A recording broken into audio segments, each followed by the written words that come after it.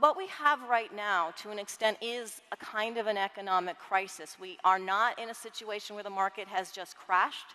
We are not in 2008.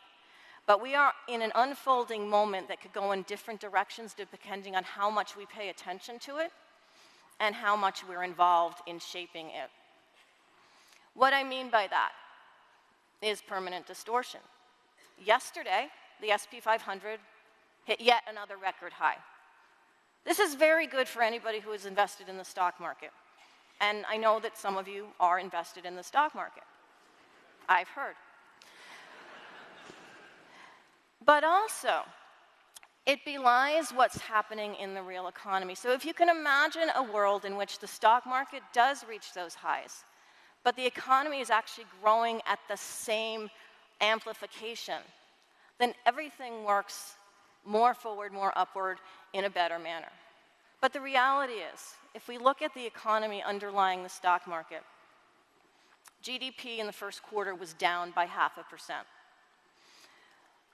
Adjusted for inflation, which is at 2.7%, it was down by closer to 3%.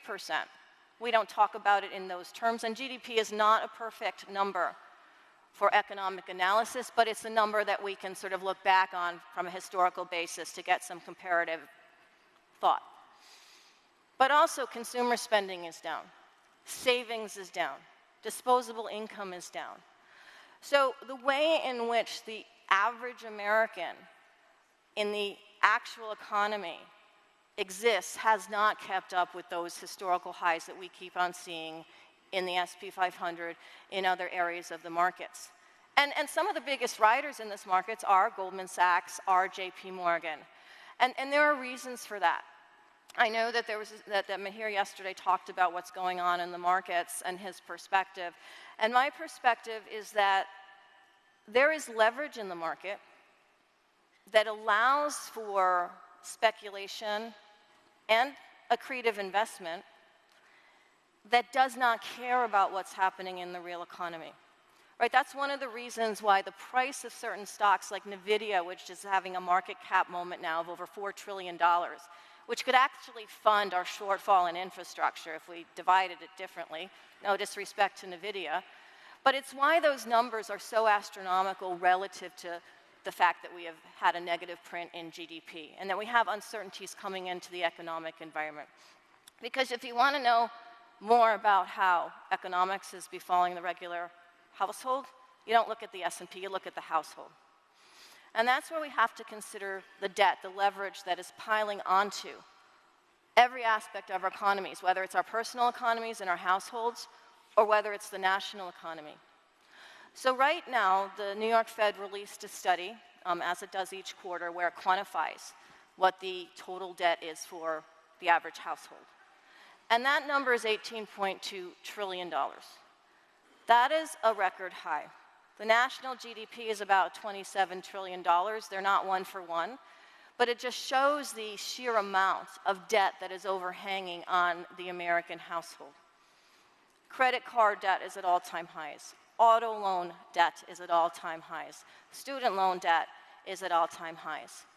And if we look from the household to the national stage, the amount of debt that the country is facing is $37 trillion.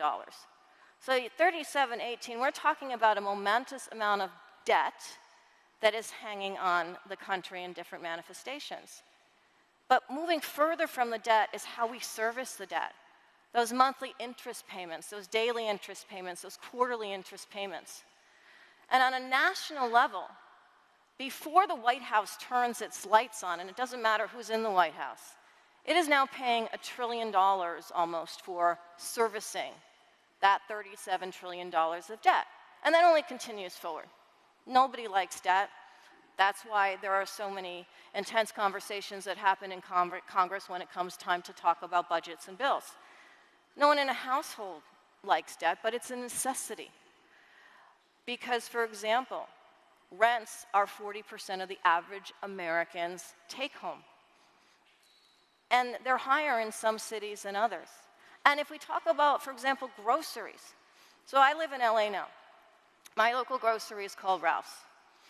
Every single time, and I learned this at Chase, actually. There was an economist named Deborah Howe. She was awesome, and she said to me, Nomi, when I was 19, if you're going to care about economics, you have to measure it from what's going on in the actual real world. You have to get your shoes on, or your heels, and you have to walk to places and you have to actually sample what's really going on, communicate with what's really going on. And then you can look at the main numbers as well, the GDPs, the CPIs, the PCEs. Every time I'm at the Ralph's checkout, and I don't know if this has happened to you at your local supermarkets, there is a grumbling conversation between whoever just paid before me and whoever's paying after me and me about how we went in to buy 2 things and it's $74. Right? How did that happen? And then you amplify that for large families and everything else. And the reality is, the big numbers say that supermarket costs, grocery costs of that random but sampling item of groceries and the bucket, the basket that you're putting together have gone up by 6%.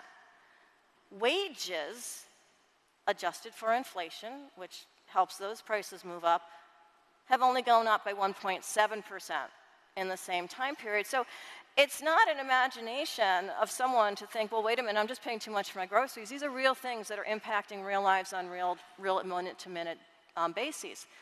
And they're amplified at the national level. So what that means is because we're all servicing our debt, it's harder and harder to think about the future. It's harder to think, well, what's the growth pattern? What's the way out?